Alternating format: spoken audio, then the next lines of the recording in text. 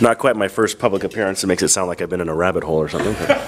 But no, I have been out and about. By the way, thank you very much for the lunch. There's nothing like carbo loading before the robust activity of giving a speech. So, but I very much appreciate all of you for being here. I appreciate the invitation. Mesdames et messieurs, j'apprécie votre présence ici aujourd'hui. Donc, avec un sujet qui est très important pour tous les Canadiens, les créateurs, les consommateurs, tout le monde qui constitue l'économie canadienne, qui veut voir une modernisation de nos lois sur le droit d'auteur. C'est quelque chose qui est très important pour tous les Canadiens, toutes les Canadiennes, pour chaque région de notre pays. I hope you don't mind me coughing, and I'm excuse me, may throw in the odd sneeze. I'm on the cusp of a bad cold, so I apologize for that.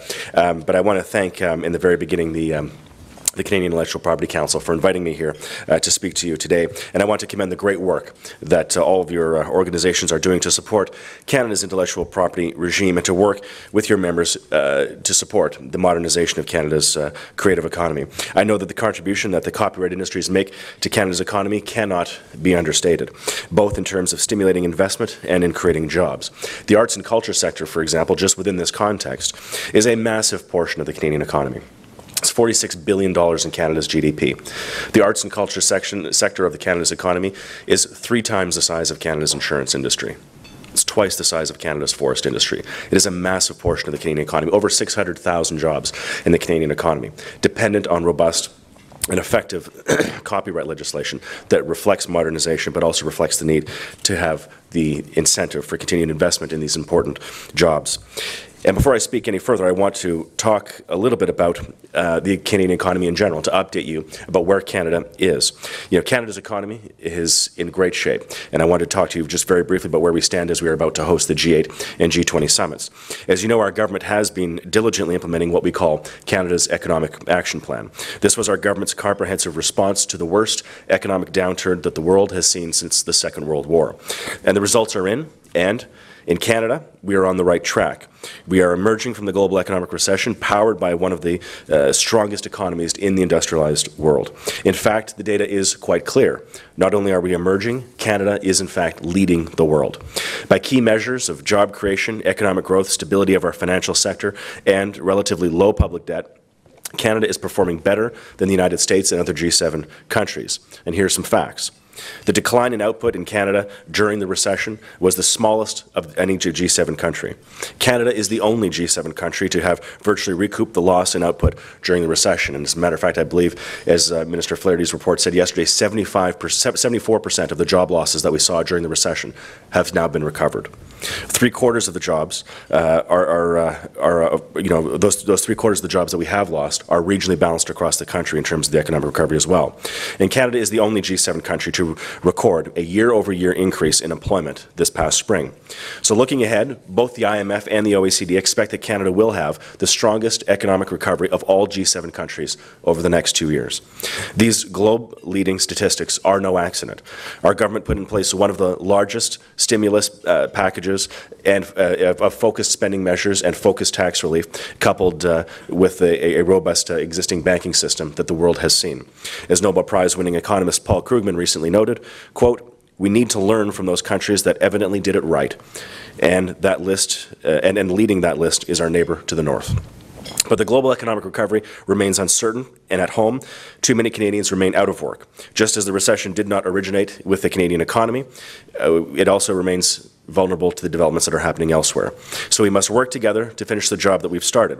And that job includes following through on our commitment to consider Canada's legislative, regulatory, and fiscal policies to seize opportunities. And in our throne speech, we made a commitment to tackle one such priority, and that is the need for copyright reform. We pledge to strengthen the laws that govern intellectual property and copyright. We pledge to do this within a framework that encourages new ideas and protects the rights of Canadians whose research, development, and artistic creativity contribute to Canada's prosperity and the quality of life of all Canadians. We also committed to launch a digital economy strategy, and it's important that we base the digital economy strategy on a modernized copyright framework that aims to be as technologically neutral as possible. And I'm proud to say that we've been working hard to fulfill those commitments. As many of you are aware, on the 2nd of June, we introduced the Copyright Modernization Act. The proposed legislation represents a balanced approach, one that our government believes protects the works of creators while recognizing the interests of consumers and Canadians. The legislation reflects a variety of views expressed during consultations on copyright reform that we held this past summer. The consultation featured an interactive website, open public town hall meetings, multiple stakeholder meetings and roundtables across Canada, and written submissions from everyday Canadians. Canadians talked, and our government listened. Canadians told us that they wanted a technologically neutral framework that would stand the test of time. This bill introduced its technologically neutral provisions. It is principle-based and is flexible and adaptable to any changes in technology while ensuring appropriate protections for both creators and users. Thanks to this technologically neutral approach, Bill C-32, the bill, will continue to be relevant for any technologies that come down the pipe. Copyright owners told us that the current Act did not give them strong enough tools to target those who enable copyright infringement. The best way to fight piracy is by targeting those who knowingly enable online infringement. This legislation will give copyright owners new tools to seek damages from those enablers. Artists and creators told us that they deserve to be fairly compensated for their creative work and their investments, and they're right.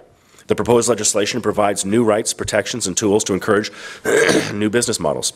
It will provide certainty for artists and creators to engage in the global digital marketplace with confidence. Copyright owners told us that their online and digital business models depend on strong protections for digital locks, and they're right. With Bill C-32, we are proposing protections for digital locks. The bill gives creators stronger legal tools for protecting technological measures, including digital locks and other methods that creators may choose, that they choose, to use to protect their works on the internet. For example, using items like in tools like encryption and password. Creators and consumers will also be able to benefit from legal protections for their rights management information. This ensures that the identity of the creator and key information is always connected to the work. These new tools will enable creators to protect their investments, and these measures will also help enable their business models.